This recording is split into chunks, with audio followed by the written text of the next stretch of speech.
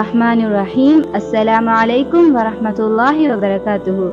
இன்றைக்கு நாங்கள் பார்க்க போகிற விஷயம் என்னென்னா, குட்டி ஒரு கதை. ஒரு நாள் நீண்ட தூரம் சென்று கொண்டிருந்த கப்பல் ஒன்று இரவு நேரம் ஒரு தீவின் அருகே கரை ஒதுங்கியது.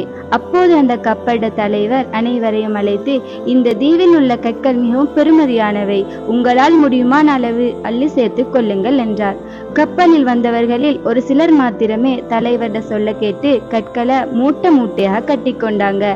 இன்னும் சிலரோ பொடுப்போக்காக சில கற்களை மாத்திரம் சேர்த்து கொண்டாங்க. ஆனா இன்னும் சிலர் தலைவர்ட பேச்ச துளி கூட மதிக்காமல் ஒரு கல்லை கூட எடுத்துக்கொள்ளல. சற்று நேரத்தின் பின் கப்பல் மீண்டும் புறப்பட தொடங்கியது. பயணத்தின் நடுவில் காலை கதிரவன் உதிக்க ஆரம்பித்து விட்டது. அப்போது தான் பயணிகள் தமது கைகளில் இருந்த கற்களை பார்த்தார்கள்.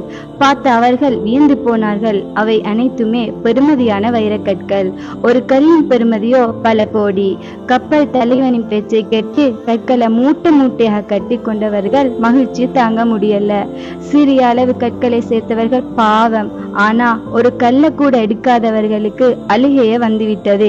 அவர்கள் தமது முட்டாள்தனத்தை நினைத்து அழுது கொண்டிருந்தார்கள். இந்த கதையினூடாக நாம் இப்போது அடைந்துள்ள ரமலான் மாதத்தை ஒப்பிட்டு பார்ப்போம். அல்லாஹ் ஒரு வருடத்தில் 12 மாதத்தில் ஒரு மாதத்தை எமக்காக நன்மை செய்யுமாறு ஒதுக்கி தந்துள்ளான் அல்லவா? பின் அவனை கூறுகின்றான், நானே உமக்காக கூலி தருகிறேன் என்று அவன் வாக்களித்துள்ளான் அல்லவா? அந்த வகையில் நாம் அடைந்துள்ள ரமலான் மாதத்தில் நாமும் அதிகம் தொழுகைகளில் ஈடுபடல், அதிகம் அல் குர்ஆன் ஓதல், அதன் மொழிபெயர்ப்பு வாசித்தல், அதிகம் ஜகாத் சதகாக்களில் ஈடுபடல் போன்ற நல்லமல்களில் ஈடுபட்டு அதிக நன்மை அடைவோம். இன்ஷா அல்லாஹ். ஜஸாக்குமுல்லாஹு கைரன்.